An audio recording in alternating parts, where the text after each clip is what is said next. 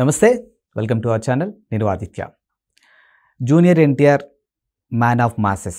ఈయన 6 ఏళ్ల తర్వాత సోలో హీరోగా వచ్చినటువంటి సినిమానే దేవర.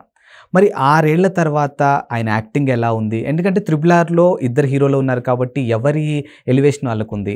మరి అక్కడ నటనకి ఇక్కడ నటనకి ఎలా అనిపిస్తుంది? ఇక్కడ ముఖ్యంగా మనం మాట్లాడుకోవాల్సిన అంశం ఏదైనా ఉంది అని అంటే రాజమౌళితో సినిమా తీసిన తర్వాత నెక్స్ట్ ఏ సినిమా చేసినా హీరోలకి అనుకున్నంత సక్సెస్ రావట్లేదు అనే ఒక అంశం అయితే టాలీవుడ్లో చక్కర్లు కొడుతూ ఉంది. మరి జూనియర్ ఎన్టీఆర్ దాన్ని బ్రేక్ చేశారా లేదా? ఇలాంటి ఎన్నో అంశాల గురించి తెలుసుకునే ప్రయత్నం చేద్దాం. సో ప్రస్తుతానికి మనతో పాటు స్టూడియోలో ఉన్నారు ప్రముఖ సినీ క్రిటిక్ యజ్ఞమూర్తి గారు. సార్ని అడిగి మరిన్ని విషయాలు తెలుసుకుందాం. సార్ నమస్కారం. సార్ నమస్తే ఆదిత్య.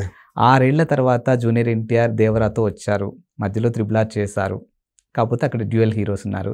మరి ఆ నటన ఏ విధంగా అనిపించింది ఈ మూవీలో? అండ్ ఇంకోటి ఏంటంటే రాజమౌళితో ఏ సినిమా చేసినా ఏ హీరో చేసినా కానీ నెక్స్ట్ అనుకున్నంత సక్సెస్ రావట్లేదని ఒక అంశం అయితే మనం చూస్తున్నాం. మరి దాన్ని బ్రేక్ చేశారు అయినా? సో అంటే మొదట్లో అయితే పెద్దగా ఆ సెంటిమెంట్ లేదు, కానీ వేరే సింహాద్రి అనే సినిమా నుంచి ఆ సెంటిమెంట్ అనేది వస్తూ వచ్చింది.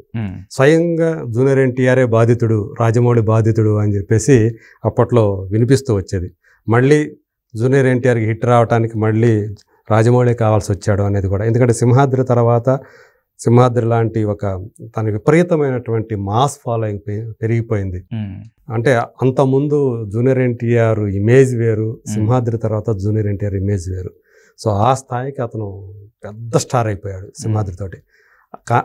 దాంతో అతని స్టార్డమ్ ఏ లెవెల్కి వెళ్ళిందో ఆ స్థాయిలో తర్వాత సినిమాలు లేకపోవడంతో అతను వరుస ఫ్లాపులు చవి చూస్తూ వచ్చాడు. మళ్ళీ అతనికి యమదొంగ ఏదన్నా సక్సెస్ వచ్చిందంటే అది యమదొంగ అనే సినిమాతోనే వచ్చింది. అంటే మళ్ళీ రాజమౌళి సినిమానే కావాల్సి వచ్చింది. మళ్ళీ దాని తర్వాత మళ్ళీ ఫ్లాపులు. ఇట్లా అతను ఇబ్బంది పడుతూ వచ్చాడు. సో ఇప్పుడు ఈవెన్ మనం చూస్తే మగధీర తర్వాత వెంటనే మళ్ళీ రామ్ చరణ్కి ఫ్లాపు, బాహుబలి సిరీస్ తర్వాత అతనికి వెంటనే సాహోతోటి ఫ్లాపు, ప్రభాస్కి.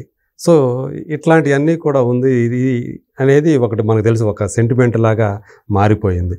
సో ఇప్పుడు ఆ జింక్స్ ఏదైతే ఉందో అది బ్రేక్ అయిపోయింది అని కొంతమంది భావిస్తూ ఉన్నారు. బట్ ఇప్పటికీ నేను నమ్ముతూ ఉన్నాను, ఇంకా అది కాలేదు. అంటే అది బ్రేక్ అయిందా లేదా అనేది ఇప్పుడే మనం చెప్పలేము. ఇక్కడ మిక్స్డ్ టాక్ ఉంది ఈ సినిమాకి సంబంధించి. ఏదైనా దాన్ని పక్కన పెడితే జూనియర్ ఎన్టీఆర్ మరి 6 ఏళ్ల తర్వాత తను ఒక సోలో హీరోగా మన ముందుకు వచ్చాడు. సో అరవింద సమేత వీరరాఘవ ఎంతకాలం అయిపోయింది అంటే ఆ సినిమా తర్వాత అతను మళ్ళీ అమ్మో అది ఎప్పుడో వచ్చింది కదా, ఇప్పుడు దాకా అతను మళ్ళీ సోలో హీరోగా చేయలేదంటే నిజమే, చేయలేదు అతను. ఎందుకంటే RRR అనే మూవీ ఒప్పుకున్న తర్వాత 3 ఏళ్ళ గ్యాప్ వచ్చింది ఆయనకి. అరవింద సమేతకి RRRకి 3 ఏళ్ళు అయితే మళ్ళీ అక్కడి నుంచి ఇప్పుడు మళ్ళీ 3 ఏళ్ళు. సో మీరు అన్నట్టు RRR అనేది క్రెడిట్ ఇద్దరికే వెళుతుంది. ఇంకా చెప్పాలంటే ఒక్క పాలు ఇంకొంచెం ఒక కొంత పర్సంటేజ్ రామ్ చరణ్ ఖాతాలని ఎక్కువగా వెళ్ళింది. సో ఆ క్యారెక్టరైజేషన్ వల్ల, రామరాజు క్యారెక్టరైజేషన్ వల్ల అతను కొంచెం అనేది చాలామందిలో ఉన్నటువంటి అభిప్రాయం. మనకు చూస్తే స్క్రీన్ స్పేస్ పరంగా ఇద్దరికీ ఉన్నప్పటికీ కూడా బట్ కొంత క్యారెక్టర్ పరంగా అతనికి కొంచెం ఎక్కువ ఇచ్చారు అందులో అనేది ఒకటి వినిపించినటువంటి విషయం. సో ఇక్కడికి వచ్చేటప్పటికి దేవర వరద. సో మీరు చూస్తే వరద అంటే 2 పేర్లు సిమిలర్గానే ఉన్నాయి. సో రెండిట్లో కొంత వేరియేషన్ ఉంది. సో అతని లుక్స్ పరంగా తేడా ఉంటుంది. సో దేవర అనే క్యారెక్టర్ ఏదైతే ఉందో దానికి 100% అది ఇంకా ఎక్కువ చెప్పాలి. అంటే తను ప్రాణం పెట్టి ఆ పాత్రకి దర్శకుడు ఊహించిన దానికంటే కూడా ఇంకా ఎక్కువ అతను ఫలితాన్ని ఇచ్చాడని చెప్పాలి. సో మరింత ఎక్కువగా దాంట్లో ఆ దేవర్లో ఇమిడిపోయి నటించి అభినయ పరంగా జూనియర్ ఎన్టీఆర్ ఏమిటి, ఎందుకంటే అతను ఇంతవరకు కూడా యాక్టర్గా ఫెయిల్ కాల. అతని సినిమాలు ఫెయిల్ అయినాయి బట్ అతను యాక్టర్గా ఫెయిల్ కాలేదు. ఇక్కడ ఈ సినిమాలో వచ్చేటప్పటికి యాక్టర్గా మరింత ఎత్తుకు ఎదిగాడు. ఎందుకంటే RRRలో మనం చూసాం అతని చేత రాజమౌళి గారు రాబట్టినటువంటి పర్ఫార్మెన్స్, ప్రధానంగా గొలుసులతో కట్టేసినప్పుడు వచ్చే పాటలో అతను చేసినటువంటి అభినయం ఇప్పటికీ మన కళ్ళ ముందు మెదులుతూనే ఉంటుంది. అలా ఈ దేవర్లో కూడా సో కొన్ని ఎమోషనల్ సీన్స్లో కానివ్వండి, అలాగే ఫైట్ సీన్స్, యాక్షన్ సీన్స్కి ముందు వచ్చే లీడ్ సీన్స్ ఉంటాయి. సో వాటిల్లో కానీ అతను ప్రదర్శించేటువంటి అభినయం, అలాగే తన వాళ్ళ కోసం, తన జనం కోసం అతను చూపించే ఆ ప్రేమ, ఆ అభిమానం ఏదైతే ఉందో, అలాగే తన కుటుంబం పట్ల అతను చూపించే వాత్సల్యం ఏదైతే ఉందో, వీటన్నిటినీ కూడా అతను ప్రదర్శించిన విధానం ఏదైతే ఉందో అది సూపర్బ్. సో టాప్ క్లాస్ ఇంకా ఎక్కువ ఉంటే దాన్ని కూడా మనం ఇవ్వచ్చు అతనికి. సో ఈ విషయంలో ఫుల్ మార్క్స్ పడతాయి అతనికి యాక్టర్గా. సో ఈవెన్ వరద అనే క్యారెక్టర్ చాలా పిరికివాడిగా మనకి పరిచయం అవుతాడు, చాలా భయస్థుడిగా పరిచయం అవుతాడు. బట్ అందులో వచ్చే ఒక ట్విస్ట్ కూడా ఉంది. సో ఆ ట్విస్టులను కూడా అతను చాలా బాగా చేశాడు. క్లైమాక్స్లో అయితే వరద క్యారెక్టర్లో అతను అద్భుతంగా రాణించాడు.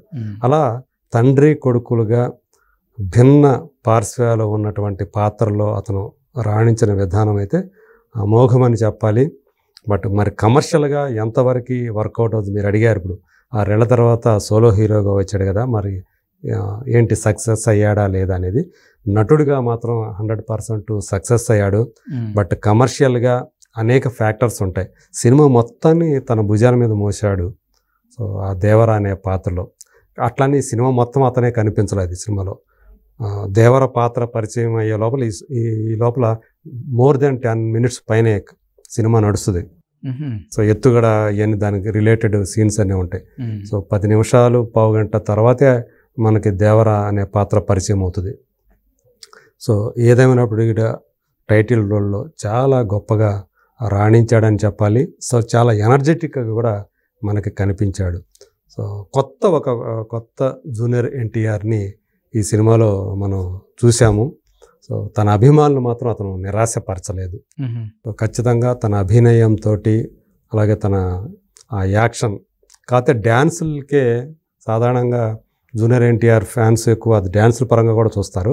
బట్ ఒక ఆయుధ పూజ సందర్భంగా వచ్చిన దాంట్లో అతని డ్యాన్స్ మనం కాస్త చూడొచ్చు. కానీ హీరోయిన్ తోటి కూడా అతను మరి ఉండాలి కదా, అది ఒక్క పాట మాత్రమే ఉంది, అది కూడా వన్ సైడే ఉంటుంది. అంటే హీరోయిన్ మాత్రమే పాడే పాట, చుట్టమల్లే వచ్చాడు అనేది. యాక్చువల్గా ఆ సాంగ్ చూస్తే చాలా మంది ఎక్స్పెక్ట్ చేశారు, మా అన్న రొమాన్స్ గట్టిగా చేశాడు ఈ సినిమాలో అని. అవును, కానీ ఆ పాటకే మాత్రమే అది పరిమితం అయిపోయింది. బట్ వేరేజ్ అభినయ పరంగా మాత్రం జూనియర్ ఎన్టీఆర్ సూపర్ అనే చెప్పాలి. ఓకే సార్, ఓవరాల్గా ఈ టీం అంటే దేవర టీంలో ఏదైతే ఆ క్రూ కాస్ట్ అదంతా ఉందో అంటే అనుకున్నట్టుగానే ఉందా, ప్రేక్షకులు ఎక్స్పెక్ట్ చేసినట్టుగానే ఉందా? ఎందుకంటే సైఫ్ అలీ ఖాన్ కానీ వాళ్ళకి ధీటుగా ఉన్న క్యారెక్టర్లు. అవును, నిజంగా చెప్పాలంటే జూనియర్ ఎన్టీఆర్ యొక్క దేవరగా జూనియర్ ఎన్టీఆర్ ఇంత బాగా సక్సెస్ అవడానికి కారణం అవతల సైఫ్ అలీ ఖాన్ కూడా ఉండటం. తనకి ధీటైనటువంటి ఒక నటుడు, అంతే కదా. సో ప్రతి నాయకుడు పాత్ర ఎంత బలంగా ఉంటే నాయకుడు పాత్ర అంతగా ఎలివేట్ అవుతుంది అంట.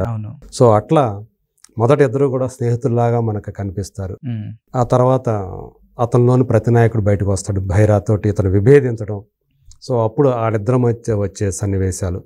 సో సైఫ్ అలీ ఖాన్ ఆల్రెడీ మనకి ఎంత పెద్ద నటుడో తెలుసు, సో బాలీవుడ్లో. సో ఇక్కడ తను చెప్పాలంటే వాళ్ళిద్దరి మధ్య వచ్చే సన్నివేశాలు ఏవైతే ఉన్నాయో వాటిలో సైఫ్ అలీ ఖాన్ కూడా డామినేట్ చేసి నటించాడని చెప్పడానికి మనం సందేహించాల్సిన పనే లేదు. సో అంత బాగా ఆ సీన్లో కూడా పండించాడు అతను. సో అదే జీతంలో వన్ మ్యాన్ షో అంతే దేవర అనేది. Thank you sir. Thank you.